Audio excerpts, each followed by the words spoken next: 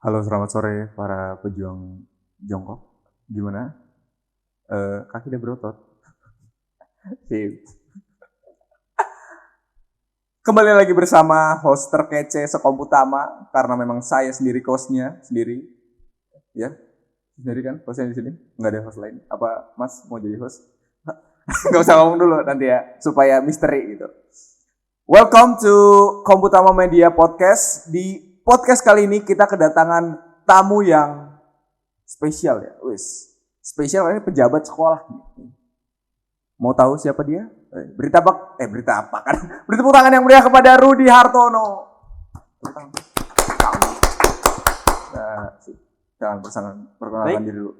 Terima kasih kepada host terkece Komputama. Assalamualaikum warahmatullahi wabarakatuh. Waalaikumsalam. Selamat datang pemirsa di Komputama Media Podcast. Berhubung ini karena saya perdana diundang ke sini ya. Iya. Perkenalkan, nama saya Rudi Hartono. Saya di sini sebagai pengayom siswa, yaitu sebagai Ketua OSIS SMK Komputama Macenang. Masa bakti 2022-2023. Oke, pengayom siswa. Siap. Selamat sore pengayom siswa. Baik, sore. Oke, seperti biasa kita mulai dari pertanyaan basa-basi dulu. Gimana kabarnya? Alhamdulillah, sangat baik hari ini. Alhamdulillah sangat baik ya. Di podcast kali ini aku sih sebenarnya pengen nanyain hal-hal tentang organisasi ya. Karena aku sendiri kan anak organisasi, si paling organisasi. Pertama-tama pengen tahu dulu seorang Rudi ini di sekolah itu gimana? Jurusannya apa? Seperti apa? Baik, untuk saya di sekolah itu, saya sekarang duduk di bangku kelas 2 atau kelas 11 ya. Kelas 11 di jurusan TJKT, Teknik Jaringan Komputer dan Telekomunikasi. Yang tadinya itu nama jurusannya itu TKJ, karena sekarang udah PK. Sekolah kita udah PK. Apa sih PK? Pusat Keunggulan. Oh, sekolah kita sudah pusat keunggulan. Seperti itu.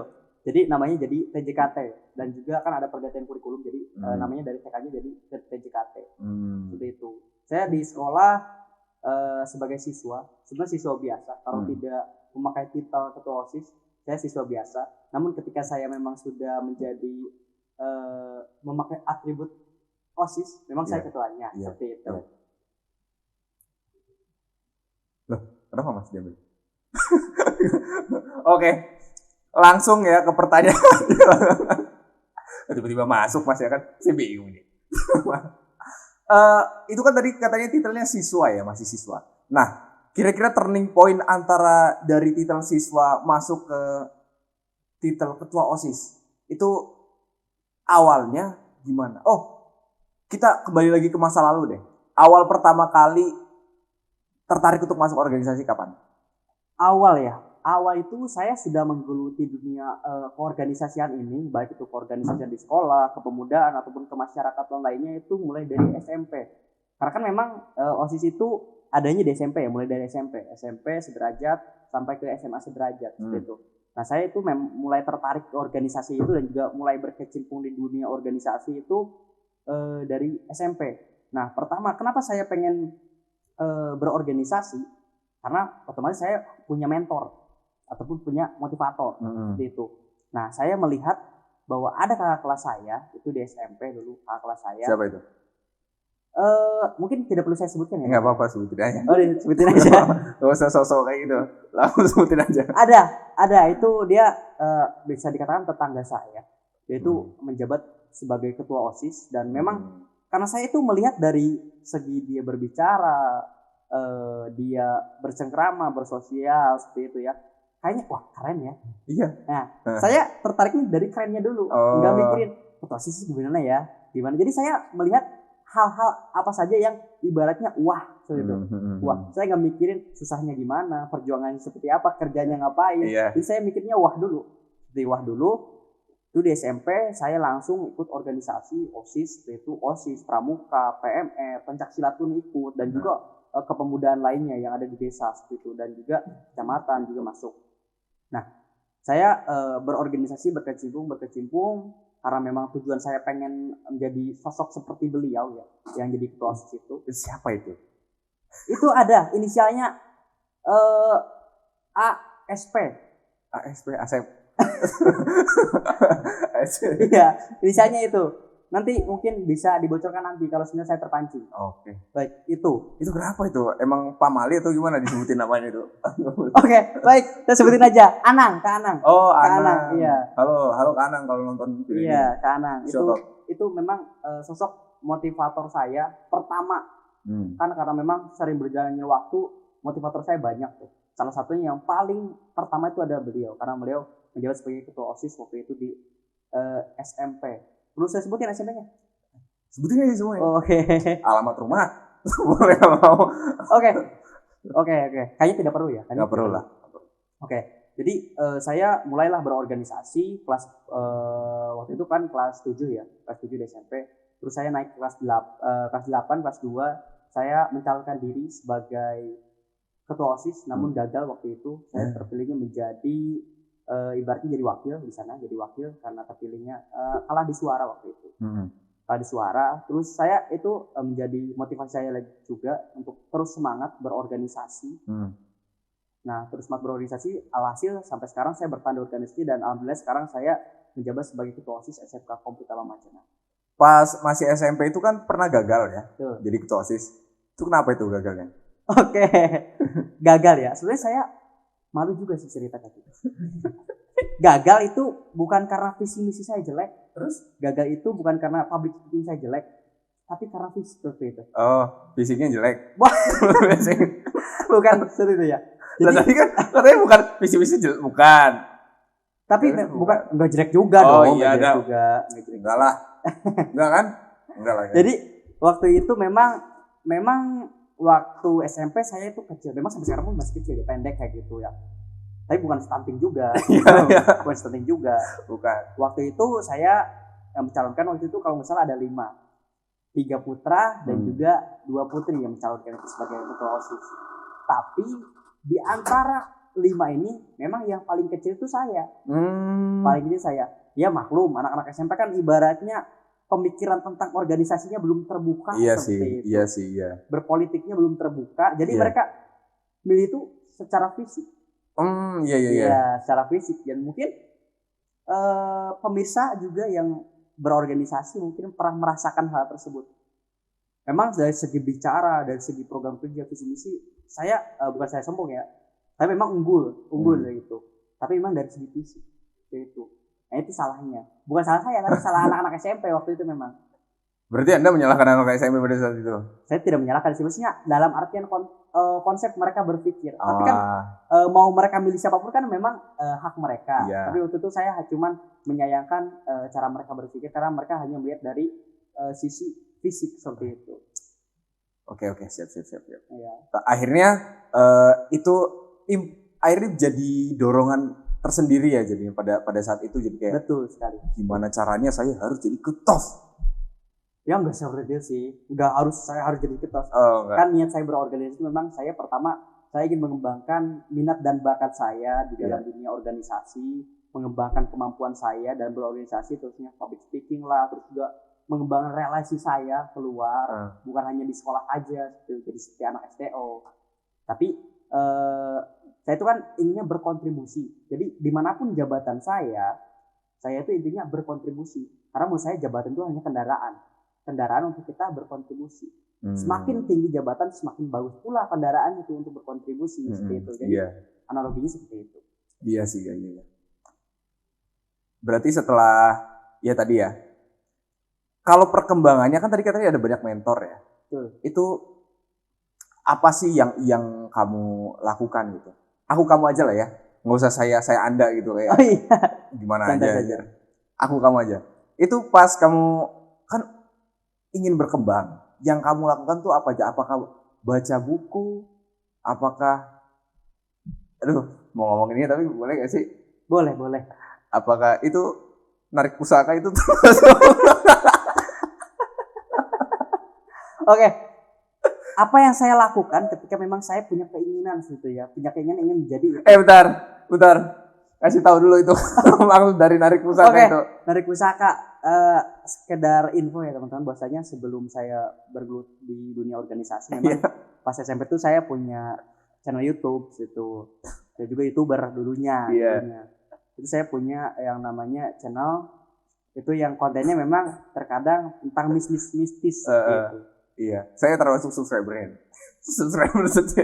Iya, memang subscribernya 1000 ya, 1100 lebih. Tapi memang karena saya vakum, karena saya memfokuskan diri saya untuk di organisasi dan juga untuk sekolah, ke masyarakat dan lain-lainnya, jadi saya tinggalkan itu. Gitu. Oh iya, ya udah ya.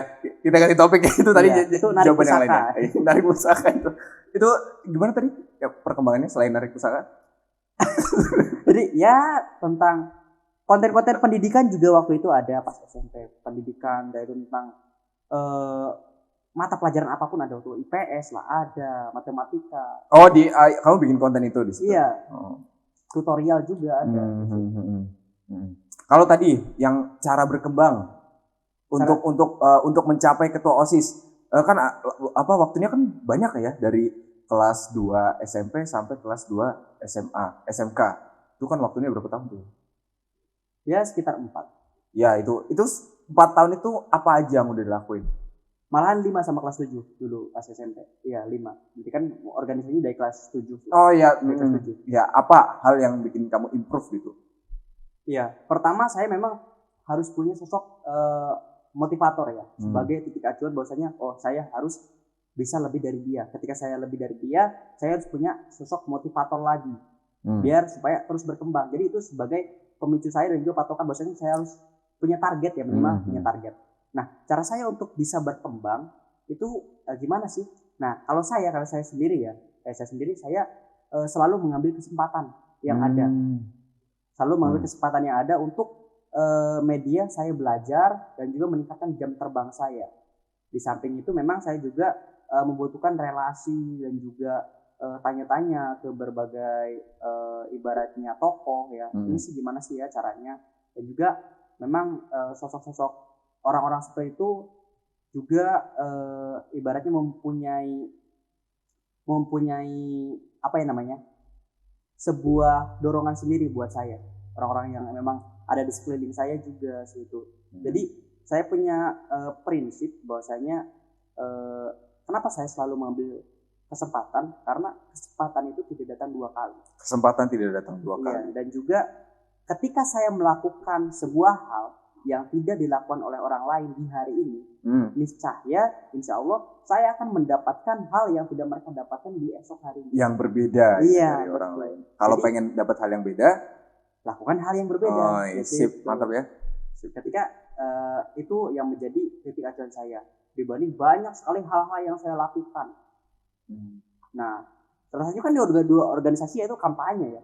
Kampanye ketika mencalonkan situasi, ya tidak salah satunya. Tapi kalau semisal garis besarnya itu hal itu, dan menyanyikan kesempatan dan juga melakukan hal baru yang memang tidak orang lain lakukan, sehingga kita mendapatkan hasil yang tidak mereka dapatkan. Oke, itu guys, kalau kalian yang masih SMP.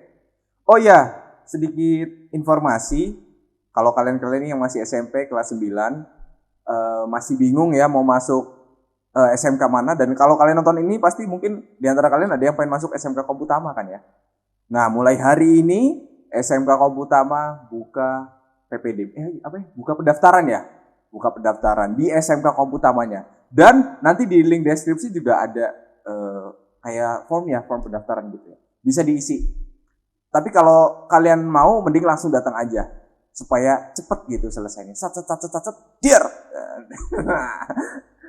Oke, pertanyaan selanjutnya, kan berorganisasi ini udah panjang banget ya. Pasti ini udah organisasi A, B, C, D, E. Apa OSIS terus? Enggak sih, dari OSIS, terus juga forum genre, forum anak, forum OSIS di kabupaten juga, terus pengurus IPPNU di desa Karang Taruna. Gila ya, banyak banget ya. Nah, itu kira-kira ada nggak pengalaman yang paling kocak selama berorganisasi? Apa yang paling kocak gitu? Hal yang paling kocak bisa kalau bisa mungkin menurut saya itu penderitaan ya, tapi mungkin bagi teman-teman kalau saya ceritakan itu sebagai kocak ya, kocak. Iya. Bahwasanya saya kan organisasi itu sampai keluar, Heeh. entah itu di kabupaten, di provinsi juga. Dan artian saya ikut kegiatannya seperti itu. Terkadang saya kan harus dinas luar tuh, dinas luar. Nah waktu itu pernah saya waktu itu ke Salatiga, dan memang sebelum-sebelumnya juga saya itu sekitar 1 bulanan itu dispen terus, entah itu ikut kegiatan di Cilacap, di kabupaten dan juga.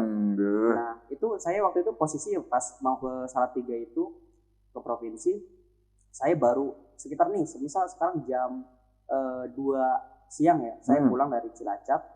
Nah maghrib itu ditelepon lagi sama kepala sekolah, langsung suruh ke Salatiga. Oke, saya siap, saya setuju, karena kan tadi prinsip saya tidak menyanyikan kesempatan, meskipun capek pelajaran ditinggal, ikut aja. Saya nggak mikirin nanti gimana di sana ya, capek kayaknya. Saya langsung siap Pak, siap gitu. Nah waktu itu saya ya singkat cerita saya pulang lah ya, pulang waktu itu. Nah karena dari teman saya itu ada yang naik bis efisiensi, saya coba ikut. Ternyata bis efisiensi itu memang saya tahu ya itu tidak seperti travel yang sampai rumah ya, langsung depan rumah kayak gitu.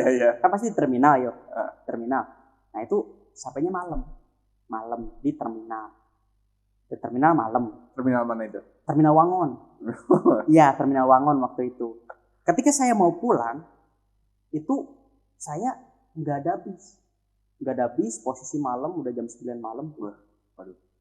Saya nyari tumpangan BM lah ya kayak gitu, mau ke rumah. Nggak dapet karena itu arahnya berbeda. Nah, karena saya ditabrak nanti kalau BM kalau nggak kelihatan. Saya nelpon ya. Saya ngubungin ibaratnya orang-orang terdekat saya. Saya panggil Mas aja. Mas, ini saya di Wangon, kira-kira bisa dijemput enggak? Terus Masnya malah nanya, di situ ada kantor polisi enggak? Kata saya, kayaknya ada loh ini, polsek. Ya udah nginep aja. Nah itu menurut saya pengalaman yang ibaratnya kadang-kadang sedih dan juga kocak juga. Nah itu Masnya siapa itu? Ya ada. Ya. Saya malah ibaratnya disuruh nginep di polsek. Kira saya tahan gitu ya. Padahal saya pakai jas tuh, ya. Ketua OSIS itu. Assalamualaikum Pak, saya mau nginep. Ya makanya dari itu waktu itu saya ya astagfirullahaladzim ini gini amat kayak gitu ya. Delegasi sekolah waktu itu, karena memang waktu itu udah malam dan juga memang saya kan bilangnya mau naik bis Pak, insya Allah aman gitu, naik sampai rumah gitu. Dan akhirnya karena lama ya saya nunggu angkutan nggak ada yang lewat, terus saya naik ojek sampai rumah sekitar 1,5 jam atau 2 jam lah naik ojek, itu jauh banget. Seperti itu menurut saya pengalaman yang ibaratnya ya saya sih tidak menyesal. Tapi nyampe rumah kan? Nyampe. Kalau gitu nggak akan mungkin saya di sini dong. Di mana? Di situ. Di sana di polsek. Kira nggak di sini.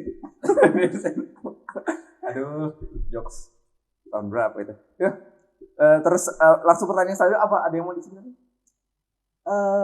Itu tadi terkait pernyataan saya bahwasanya saya tidak pernah menyesal dengan entah itu tragedi ataupun sebuah permasalahan yang saya hadapi di masa lalu, entah itu menyenangkan, menyedihkan ataupun sebuah bencana, saya tidak pernah menyesal. Karena apa ya?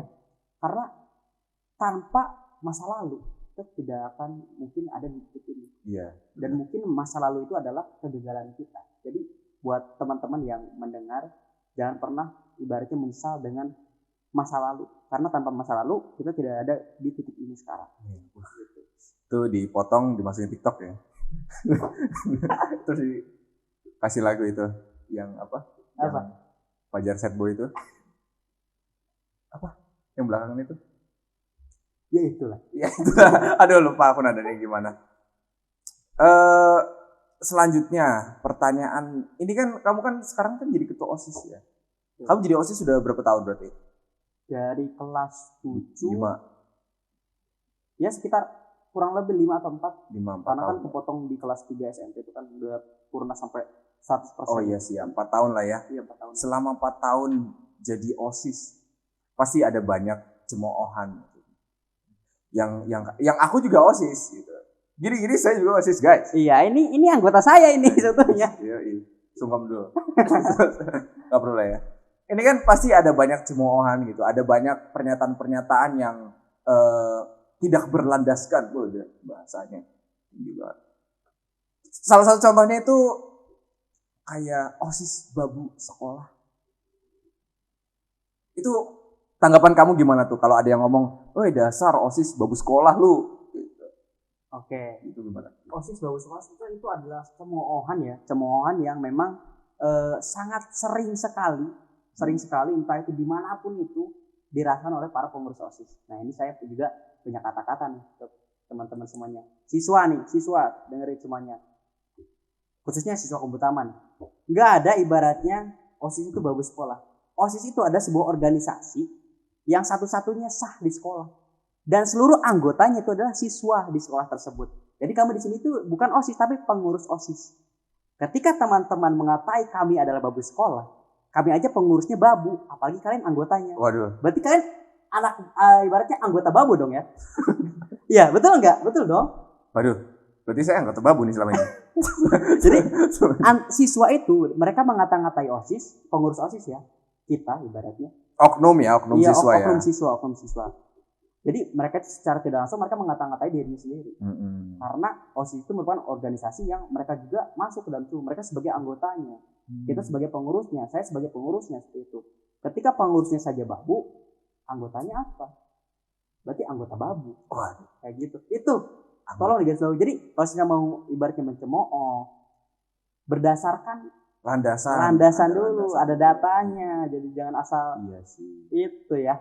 Tapi mending babu sih digaji ya. Kita gak perlu lah ya. Aduh, malah curhat ini. Oke. Kalau misalnya pengen ngomongin masalah akademis nih gimana? Akademisnya masih aman kan? Alhamdulillah. Kemarin peringkat berapa? Kemarin kita kelas 11 ada kan sekitar 400 ya, 400 siswa. Itu kemarin paralel 2 dari seluruh itu 400-an itu. Kok yang datang ke sini itu orang-orang pinter ya? Kok saya jadi merasa bodoh ya? Kemarin Nisa paralel 1, paralel 2. Tapi sebelum paralel 2 itu paralel 1 kan biasanya? Iya, saya itu dari kan ini kelas 11 ya. Kelas 10 itu waktu saya belum menjabat sebagai ketua OSIS, saya paralel 2 terus. Paralel 1 terus maksudnya. Paralel 1 terus. Dari semester 1, semester 2 paralel 1. Nah, ini semester pertama di kelas 2 baru paralel 2. Gimana? Nangis enggak paralel 2? Ya agak kecewa sih, Tapi kecewa? Iya, kecewa dalam artian kecewa pada diri saya kok. Itu karena apa? Saya kecewa karena selisihnya itu selisih rata-ratanya ya 0,6 berapa. Itu jadi selisihnya satu pun enggak. Jadi 0,6.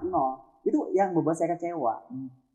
Kalau saya mah udah dibangga-banggain terus nih kayak gitu. Enggak ada kecewa-kecewanya. Alhamdulillah lah saya mah. Jadi iya waktu itu memang saya tidak menyalahkan saya kayak sibuk berorganisasi. Memang itu kan konsekuensi ya, resiko. Bahwasanya ketika saya masuk organisasi apalagi sebagai pemimpinnya, memang kita juga harus meluangkan waktu yang lebih untuk organisasi ini. Dan otomatis yang tadinya kita belajar, jadi itu sedikit terkorbankan waktu belajar itu. Bukan tidak belajar tapi berkurang. Nah, tapi kan tetap aja lah paralel 2 itu kan gede kan nilainya. Saya paralel berapa sih ini? Masuk paralel alhamdulillah ini. Ya itu gimana caranya biar seimbang gitu kan? Aku kan OSIS juga kan, aktif juga di OSIS. Tapi tetap aja ya nggak perlu di-spill lah ya rankingnya berapa ya. Itu gimana cara seimbang ini? Seimbang. Pertama kita ada yang namanya sistem prioritas. Ketika semisal nih yang diprioritaskan ini di OSIS ada kegiatan besar dan mepet, jadi kita prioritaskan di OSIS dulu. Ketika ini kita ada ujian ya, oke kita prioritaskan sekolahnya dulu. Dan juga sistem ataupun dari cara kita belajar itu menentukan bagaimana prestasi kita. Oke, belajar penting nggak mas? Penting. Oke, penting. Nah belajar itu penting, tapi kita jangan mengatasnamakan itu penting. Kita melakukannya setiap saat. Salah. Jadi belajar itu saya analogikan seperti makan. Makan penting nggak? Penting. Kalau nggak makan sakit. Ya kan? Ya. Jadi kita analogikan belajar itu kayak makan. Makan itu penting, tapi tidak harus dilakukan setiap saat. Kalau kita dilakukan setiap saat malah akan jadi bahaya. Seperti itu. Jadi makan dan belajar itu menurut saya sama. Mereka sama-sama penting dan juga mereka itu dilakukan tidak harus setiap saat. Jangan mengatasnamakan belajar itu penting, harus belajar setiap saat. Salah. Itu nanti nggak akan pinter. Yang ada malah tipes. Berarti YPPA yang penting-penting aja belajarnya. ya gitu juga. Tapi kita metode belajar yang paling baik itu menurut saya itu adalah jangan setiap saat tapi sering. Jangan setiap saat tapi sering. Itu kayak makan juga kayak gitu. Kan sehari 3 kali. Iya. Itu yang baik. Alhamdulillah kalau bisa 3 kali. Berarti kalau misalnya pakai flashcard gitu bisa ya? Kan flashcard itu buat belajar bisa. Untuk kayak rangkuman gitu. Rangkuman tapi yang kecil gitu, flashcard kan biasanya ada tuh di aplikasi-aplikasi. Iya, itu bisa. Karena kan belajar itu sebetulnya karena sekarang juga kurikulum merdeka ya, itu bukan metode kita menghafal, tapi kita paham. Kita paham. Contoh ini, rumus matematika kita hafal, tapi kita nggak paham percuma. Tapi ketika kita tidak hafal, namun kita paham caranya, gimana pengerjaannya, insya Allah itu yang tadinya rumus nggak apapun kalau kita paham akan ketemu nanti. Malah berinovasi ya. Iya, betul sekali. Jadi paham. Berarti tadi ada 2 poin ya, yaitu yang pertama kalau kalian pengen paralel 2, ini paralel 2 ya. Kemarin kalau pengen paralel 1 nonton video yang besok atau kemarin besok ya, kayaknya diuploadnya besok ya. Kalau pengen ranking 2 paralel, yang pertama itu kalian harus menentukan yang mana yang prioritas, yang kedua itu harus paham. Oke, gitu ya berarti ya. Dan juga waktu belajar. Oh ya, diseringin ya berarti ya. Diseringin tapi jangan setiap saat. Oke. Sekarang mungkin ke pertanyaan yang gimana ya? Pertanyaan yang mungkin lebih intim aja. Intim. Gak usah lihat ini Kak, kalau ini mah sekarang.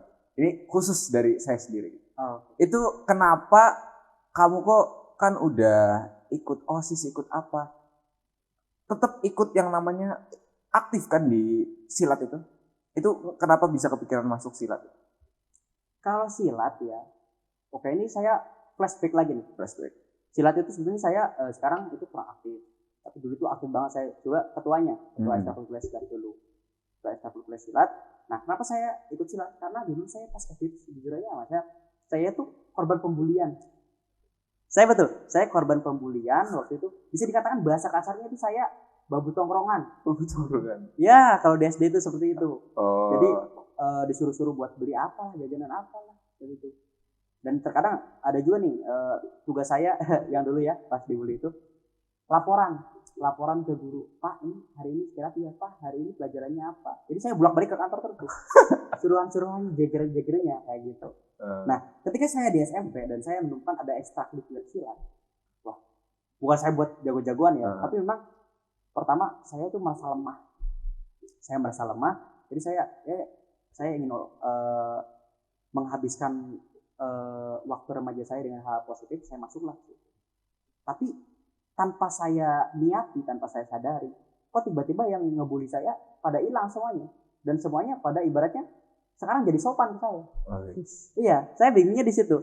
Itu tidak saya niati, karena saya niatnya kan saya pengen ibaratnya menghabiskan waktu remaja saya itu dengan hal positif. Tapi mungkin karena melihat titel saya sebagai ketua ekstrakurikuler silat, dan anak-anak silat itu kan ibaratnya mereka itu, meskipun saya kecil sendiri ya saya ketuanya, mereka itu teman-teman saya itu badannya besar-besar kayak gitu, atletis semua kayak gitu. Bukan karena nonton channel bukan. Cerita aku, wah anjir, Rudy banyak pusakanya. Enggak. saya pusaka itu apa ya? Enggak lah ibaratnya. Itu cuma buat konten ya. Jadi itu.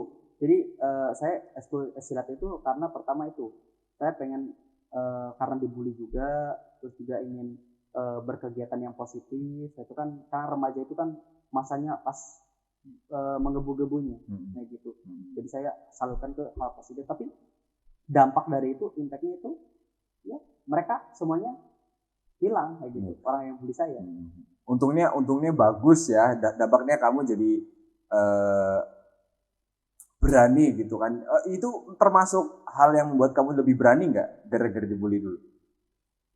Untuk dibully, menurut saya dampaknya memang ke saya itu ngedown. Down. Saya tuh kayak orang lemah. Dan teman-teman saya bahkan yang dibully itu kan ada tuh teman-teman saya juga, bukan saya saja yang dibully, tapi teman-teman saya mungkin itu yang sampai nggak berangkat sekolah berbulan-bulan, sampai berhenti sekolah seperti itu. Tapi alhamdulillah saya ibaratnya tidak sampai seperti itu. Waduh, udahlah aku berhenti ngebully lah. paling parah dibully sampai diapain? Ya paling main fisik. Main fisik itu gimana tuh? Cubit, dipukul, tapi ya nggak terlalu itu sih. Yang paling membekas di memori apa? Ya paling membekas di memori itu, oh iya, psikis waktu itu kan, karena memang saya nggak pintar-pintar amat sih, tapi memang dari SD itu tingkatnya 1 2 3 seperti itu kan, top 4 gitu. Ya itu dicontekin lah segala macem. Itu yang membuat saya sedih. Kenapa sedih? Soalnya kok mereka ibaratnya saya berusaha dan kok mereka ibaratnya gampang banget gitu. Dan saya di situ nggak bisa melawan. Saya hanya cuma bisa diem, saya cuma bisa nurut kayak gitu. Iya sih. Aduh, gak enak ya. Gimana nih? Gak apa-apa kan ini ngomongin kayak gini? Nah, santai aja. Biar enjoy ya. Iya. Tapi kan akhirnya sekarang karena kamu berusaha, sekarang kamu akhirnya bisa jadi ranking 2 paralel, ranking 1 paralel. Jadi terima kasih udah nggak bisa. Ya jangan bully lah ya, ini hasilnya seperti ini loh. Yang mana dibully? Enggak, maksudnya hasilnya seperti tadi, ngedown gitu kan ya, orang dibully kan ya. Saya juga pernah ngebully. Enggak, tapi beneran, true story. Dulu tuh pas SD pernah ngebully juga. Tapi saya nggak sadar kalau saya lagi ngebully. Gue sadar. Karena ada anak orang kaya, duitnya banyak. Ya udah tiap hari minta duit aja, karena aku nggak punya duit. Oke, jadi karena saya juga dari forum anak ya, jadi untuk perbedaan antara bercanda dan ngebully itu memang hampir sama, tipis lah. Tapi di situ ada pembedaan kita, bahwasanya aku bercanda sama dia, kira-kira ngebully nggak ya? Ibaratnya bercanda tapi sampai yang berlebihan itu kita lihat dari respon dia. Apakah dia nyaman, apakah dia tidak nyaman, itu. Jadi ukuran kita ngebully atau tidak itu bukan diukur dari kita sebagai pelaku yang ibaratnya membuli, tapi diukur daripada korban. Dia merasakan apa? Kalau dia merasa tidak nyaman berarti itu udah pembulian. Kalau dia merasa enjoy saja bercanda, otomatis itu maksudnya bercanda. Jadi pengukuran itu dirasakan oleh si korban ibaratnya. Dia merasa dibully, itu bercandaan kita, maksudnya bercandaan atau dibulian itu kita tanyanya ke dia. Jadi absurd ya. Bisa jadi kalau aku kayak gini, kalau kamu merasa terbully berarti aku ngebully kamu. Iya, gitu. Tapi kan kalau kayak gitu tuh kan baperan banget ibaratnya. Iya sih ya. Ya ngapain juga orang kayak gitu merasa terbully. Ngapain juga kan ya? Orang kayak gitu merasa terbully. Orang macam apa itu? Macam kamu? Gini deh. Kenapa kau pilih SMK Komputama? Oh iya, bagus banget itu. Oke, tuh adik-adik ini tolong disimak ya, karena ini sangat penting sekali.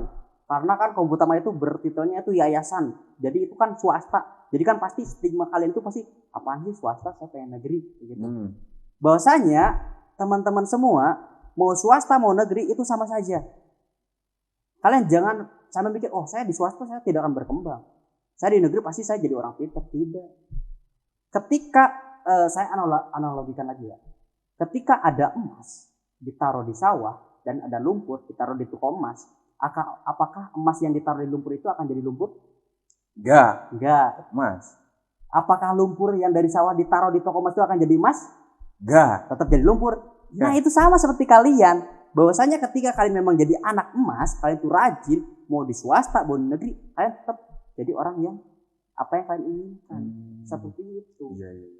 Pertama itu. Yang kedua, saya tidak menjombongkan diri saya ya. Tapi memang saya waktu itu pas lulusan SMP adalah lulusan terbaik gitu. Teman-teman saya yang paralel 10, paralel 9, 5 itu masuknya ke negeri. Bahkan yang tidak paralel pun masuknya ke negeri. Kok kenapa saya yang paralel 1 dari SMP itu masuk ke swasta? Percaya nggak, Mas? Percaya nggak? Saya di SMK negeri. Percaya. Bentar dulu. saya, Sorry. saya di SMK negeri. Saya di SMA negeri. Hmm. Di MA negeri. Saya nggak keterima. Loh, Tapi saya di Komputama keterima. kenapa nggak diterima? Karena satu jawabannya, Mas. Saya nggak daftar di sana. Wah, wah, Kayak jokes, gitu. jokes ketos ya. Jadi, Jokes ketos. karena memang katanya sekolah di siswa di yayasan itu ataupun di swasta itu adalah siswa-siswa buangan yang tidak keterima di negeri. Salah. Saya malah nggak milih negeri, saya milih swasta. Ya iya sih ya, orang nggak daftar ya, nggak terima lah ya orang gimana. Iya, memang karena niat saya itu saya pengen ke Komputama. Buat adik-adik yang milih sekolah itu, kalian jangan pusing, pilih Komputama saja. Itu. Karena apa? Nih, saya jelaskan. Sekolah itu sebetulnya hanya wadah. Mau pinter atau enggaknya, mau sukses atau enggaknya tergantung pertama memang kalau sukses atau enggak tergantung teman-teman sendiri. Iya, individu masing-masing ya. Individu masing-masing. Seperti itu. Namun ketika kalian ingin melanjutkan sekolah, pertama kalian jangan lihat sekolahnya dulu, tapi lihat dari diri kalian sendiri. Saya nanti mau kerja, mau kuliah, mau wirausaha, atau mau apa, terus saya mau kuliah, ya silahkan. Sekolah yang ibaratnya bisa melanjutkan untuk kuliah itu kemana. Tapi saya pengen nanti karena saya nggak tahu nih kedepannya seperti apa, jadi saya pengen yang milih tiga-tiganya biar bisa kuliah, bisa kerja, bisa wirausaha, ya masuk ke SMK. Nah, ketika kalian sudah memilih misalnya nih SMK supaya kesempatannya tiga-tiganya bisa tuh diambil nanti di SMK, karena kan tiga-tiganya bisa tuh, kuliah bisa, kerja bisa, wirausaha bisa di SMK. Terus milih tentang jurusannya, jangan milih saya langsung ke sekolah A, sekolah B tanpa memikirkan jurusannya. Itu yang membuat siswa itu masuk ke sekolah itu, daftar ke sekolah salah masuk jurusan. Tapi kita lihat dulu bakat kita di mana. Oh, saya bakatnya di PKJ. Refleksi diri dulu ya. Iya, saya bakatnya di animasi, mungkin podcast kayak gini. Saya bakatnya mungkin di bidang ngitung-ngitungan. Saya podcast kayak gini jurusan PKJ. Ya, contoh seperti itu. Jadi apa ya, dari diri dulu biar nanti sekolah itu menyesuaikan dengan kemampuan diri kita. Jangan sampai diri kita yang disuruh menyesuaikan dengan jurusan sekolah, agak susah. Iya sih bener sih ya, emang rata-rata seperti itu ya orang. Apalagi yang masuk PKJ, teman-temanku juga banyak yang mereka masuk PKJ mau belajar komputer. Ya nggak salah, cuma tidak benar. Kalau mau belajar komputer terus masuk PKJ, ya itu mending kursus sih. Maksudnya kan mereka tuh pengen belajar cara mengoperasikan komputer. Kalau masuk TKJ mau mengoperasikan komputer, ya memang diajarkan tapi tidak akan secara penuh. Bahkan tiba-tiba langsung dari awal kamu dituntut memang sudah harus bisa main komputer, bisa menggunakan. Oke, pertanyaan selanjutnya. Itu tadi lumpur ngapain di toko emas? Gak bercanda. Bukan, itu pertanyaannya bukan. Pertanyaannya kan tadi, kalau dari diri sendiri kamu, Ruth, kenapa masuk Komputama? Diri sendiri. Apakah mungkin ada, kalau tadi jadi ketos karena ada Mas Nanang, ya, tadi Pak ada apa sih? Mentor. Iya, mentornya kan Mas Nanang gitu. Nah, Anang. oh Anang, Iya. Nanang mah TKJ 2 ya. Ya kenapa gitu? Secara pribadi. Masuk Komputama ya. Tapi ini juga sebenarnya bisa promosi mungkin ya. Bahwasanya di SMK Komputama Magelang itu kita ada punya program yang namanya beasiswa akademik, non akademik, dan juga beasiswa taktis. Dan salah satu penikmat beasiswa itu adalah saya. Seperti itu. Jadi contohnya nih, jangan teman-teman bohong Komputama masa iya ada beasiswa full 3 tahun. Saya yang merasakan ini. Saya seperti itu. Pertama karena saya saya terang aja, saya berasal dari keluarga kurang mampu. Saya mau melanjutin sekolah itu bingung waktu itu. Mau ke sekolah A ya jauh, mau ke sekolah B ya ibaratnya saya kurang serem. Itu karena ibaratnya kan serg itu bukan berarti itu sekolah nggak berkualitas, tapi sergnya kita kan belum tentu tuh. Sergnya kita mau di mana? Bukan artian saya nggak serem, itu karena sekolah itu nggak berkualitas, bukan. Tapi kan kan sekolah saya itu semuanya sama saja sebenarnya. Iya sama. Nah, saya itu pengen ke Komputama. Pertama, memang Komputama itu adalah sekolah yang ibaratnya sudah mempunyai nama di daerah tersebut, khususnya di Kabupaten Cilacap. Seperti itu. Karena contohnya apa? Kita punya titel PK, pusat keunggulan. Kalau di daerahnya kamu sendiri emang udah terkenal Komputama? Sangat terkenal. Udah kenal. Sangat terkenal. Meskipun beda kecamatan sangat terkenal.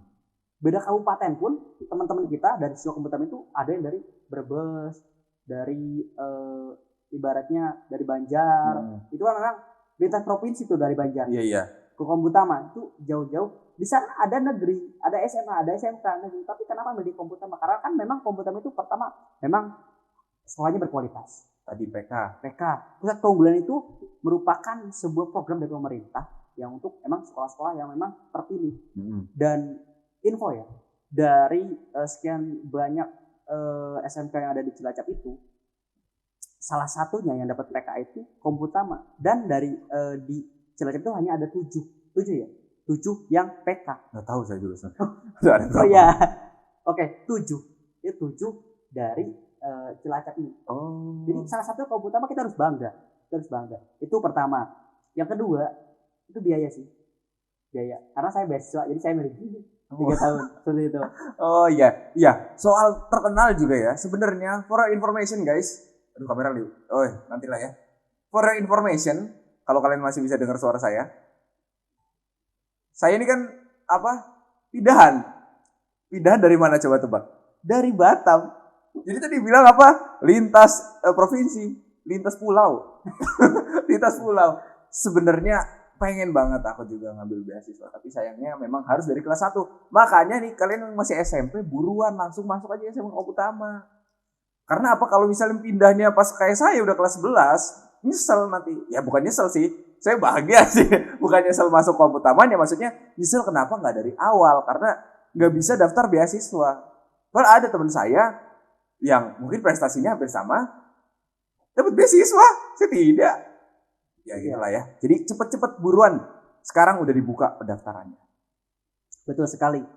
Karena memang SMK kita ini salah satunya memang nggak usah mikirin tentang biaya. Meskipun saya pengen sekolah di Komputama, tapi saya nggak punya prestasi, misal di bidang 3 itu akademik, non akademik sama tahfiz. Tenang saja, insya Allah biaya di Komputama itu terjangkau. Biaya terjangkau dibanding dengan sekolah-sekolah lain yang ada di sekitarnya. Insya Allah yang paling murah Komputama. Seperti itu. Iya. Waduh, kita udah menjilat Komputama sekali ya. Komputama udah sangat bahasa ini jilat. Promosi terus brand ambassador Komputama ini jadi. Emang namanya juga Komputama Media Podcast ya. Jadi harus promosi Komputama terus. Waduh, luar biasa. Oke guys, karena udah panjang banget ini videonya ya. Thank you banget Mas Rudi sudah menerima undangan dari kita Komputama Media Podcast.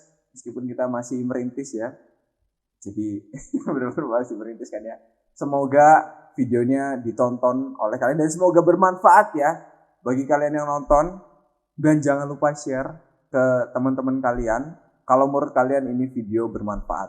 Kalau menurut kalian ini video nggak bermanfaat, tetap harus share. Hah? Oh, di situ ya kameranya. Oh, sorry. Ya, seperti itu udah dijelasin. Oke, thank you for watching. Jangan lupa tonton video selanjutnya. Jangan lupa subscribe, jangan lupa like, jangan lupa komen, jangan lupa follow semua sosial medianya Komputama. Selain Komputama ini, ada juga IG, ada juga Facebook. Kalau kalian pengen Oh ya, TikTok ya. Ada TikTok ya. Saya malah baru denger itu. Ternyata ada TikTok. Iya, nanti juga saya akan follow. Oke? Jangan jangan kemana-mana, tetap di Komputama Media Center Podcast. Bye-bye.